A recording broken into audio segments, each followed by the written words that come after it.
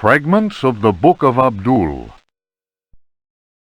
In the antique city of dead Relaya, Cthulhu dreams and waits.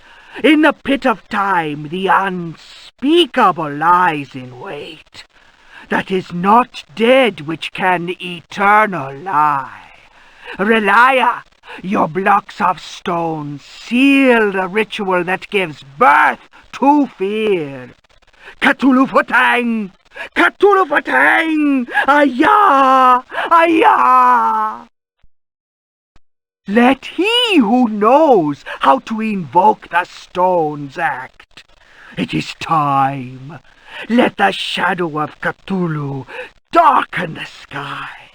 May the servitor of the black goat of the woods with 1,000 youngs sound his flute in honor of the unspeakable.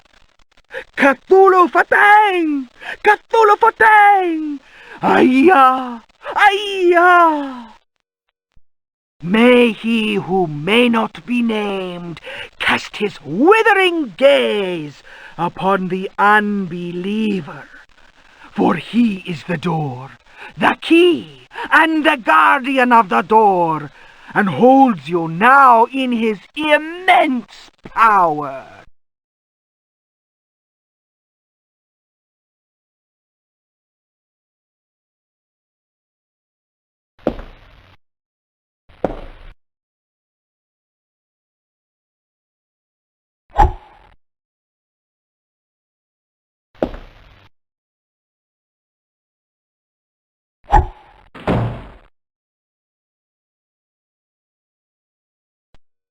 Unfinished Chapter of Terra Incognita by Jacob van Ostade. A hitherto unpublished fragment of the manuscript unearthed following indications furnished in the Vatican Library's Expurgatory Index. In those icy and unwelcoming lands, the rites of wizards and healers are deeply rooted in ancient legend. Mysterious and cruel beings are thought to have ruled over the Arctic plains in times past. A cursed city, enclosed by massive walls, is believed to stand to this day.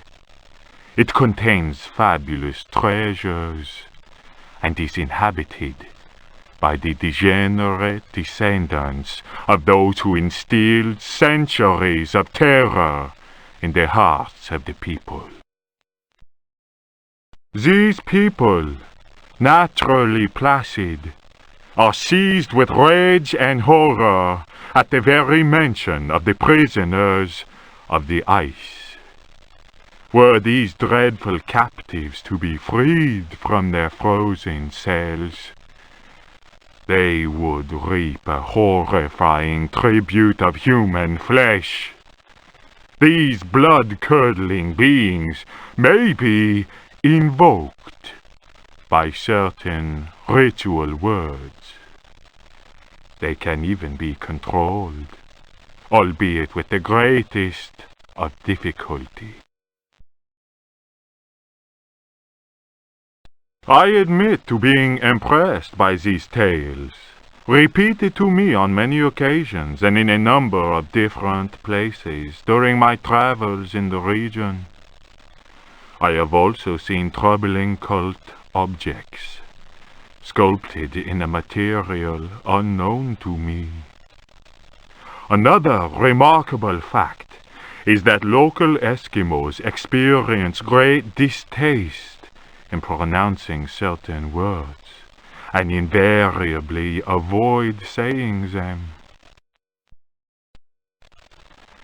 Here is a living example of the power that words contain. As it is said in the Bible, in the beginning was the Word.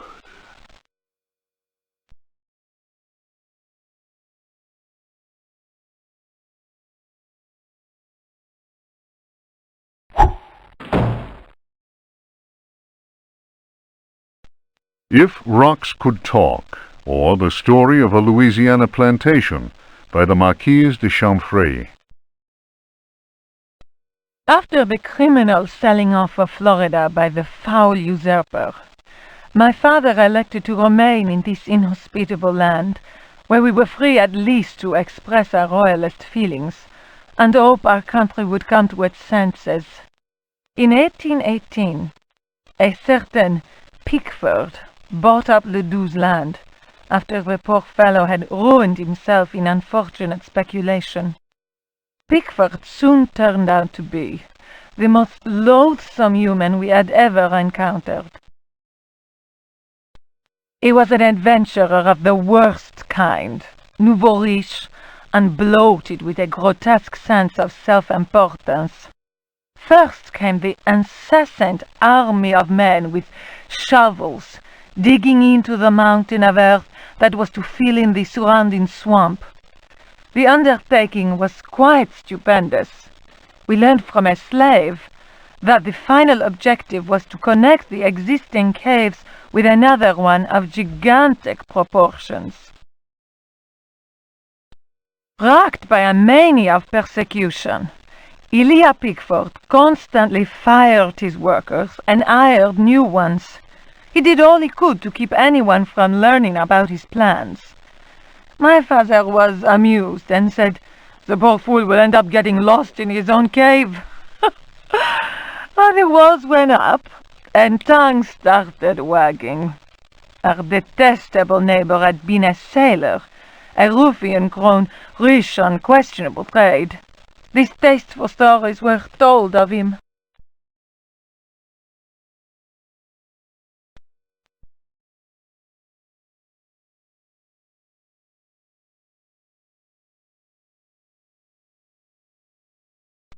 When the work was finished, Pickford invited us to the opening of his rambling mansion, which he named Derceto.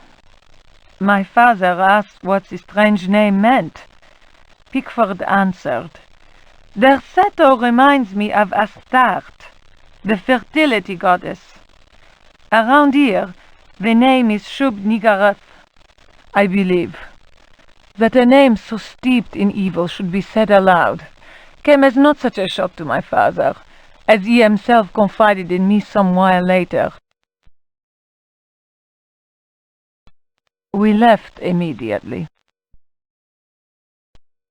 In June of 1862, Derceto was burned down in unexplained circumstances. It was undoubtedly the deed of some jealous Yankee or another. It was amazing to watch the servants rushing into the flames to try and save their bullet-riddled master. After that terrible night, Derceto fell into ruin. Its blackened walls were soon overgrown, as human-built works always are, by ever-present nature. In 1875, the property was eventually bought by a gentleman whose name was Howard Hartwood. I was sorry that my father, who delighted in fine conversation, was no longer alive to enjoy the company of this new neighbor. Learned and well-versed in history, he had made a particular study of piracy. It was Hartwood who told me that Pickford had commanded a ship that flew the flag of piracy. That explained the scoundrel's great wealth. Hartwood was fascinated by Pickford and undertook a great deal of research in an attempt to find some treasures that he was convinced the pirate had hidden. He went through the ruins inch by inch. He then had the burnt-out house rebuilt exactly as it had been, and refurbished the library that had miraculously escaped the flames on the night of the Great Fire.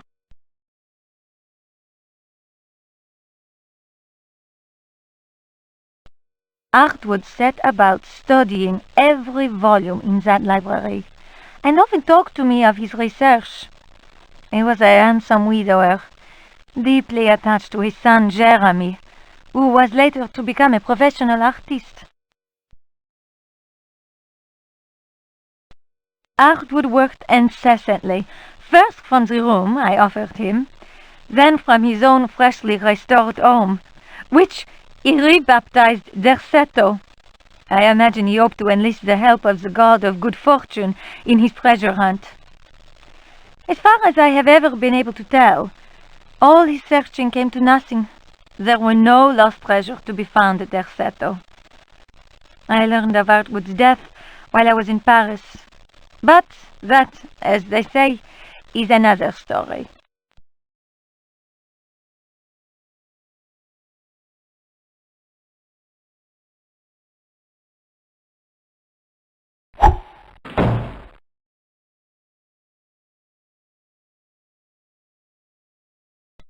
The Sons of the Sun and of the Shadows. Lieutenant Lope de Vega's account of his astounding travels to the land of the Aztecs. "Holy Christ!" cried Captain Cortez, astonished by the strange rite we beheld. We found the savages half naked. They were throwing balls of silver and gold at each other. They laughed as if demented, clearly maddened by some heathen drug. And yet, should one of them fail to catch the ball thrown in his direction, the poor devil was seized and dragged off to be sacrificed in their temple. As we discovered, this frightful game was a ritual most holy to them, and symbolized the movement of the heavenly bodies. The dropping of a ball foretold a catastrophe. That is what the Aztecs believed, in their godless ignorance. Their countless deities could only be appeased through endless human sacrifices. The victim's heart, which was still beating, lay in the hand of the murderous priest. The interior of the temple was surprisingly cool. The weight of our armor, our exhaustion, even the burden of our suffering, they were all banished by a sense of awe that the crudely magnificent altar instilled. In the tomb-like silence, a deep voice chanted an incantation. The majestic statue of the water goddess, Chalchihuitlicue, seemed to throb with vitality. This massive stone, draped in a golden cloak and studded with precious stones, was coming to life before our very eyes. Horror of horrors! The granite eyes of the statue, empty of life only moments before, were now injected with blood. We staggered back in amazement. Dom Jose was taken by a fit of convulsions. He tried to raise up his crucifix, as if to ward off an attack by demons. The heathen priest laughed cruelly. The statue's mouth cracked open in a deathly grin, bearing teeth sharpened to dagger points. Captain Cortez cried, "Attack!" But it was no use. We were glued to the spot. We were unable to move. Our armor seemed to be bolted to the temple floor. Our legs weakened, and we collapsed in a thunder of steel. Only Cortez had the presence of mind to unsheath his dagger. He hurled it at the cackling priest. 4 inches of the finest Toledo steel buried itself in the heathen's face. His blood spurted, splashing the now lifeless idol. We picked ourselves up with difficulty. Never will I forget that terrible moment. My companions, naturally enough, told tales of devilish enchantments cast upon our armor. Whatever the truth of that, I could not deny that the supreme god of the fourth universe had treated us as mere playthings. I am convinced that a terrible energy is yet contained within that heathen statue. A power strong enough to change a proud conquistador into a helpless puppet. Drawing of Chalchihuitlicue by Dom Jose de la Sierra, done before the destruction of the Aztec temple of Tenochtitlan.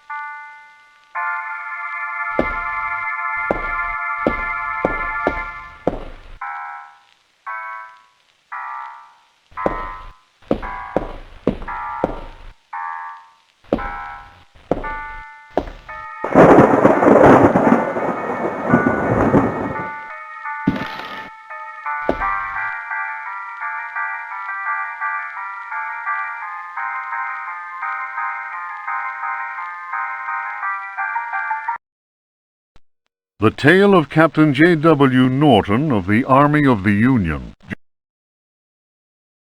1862.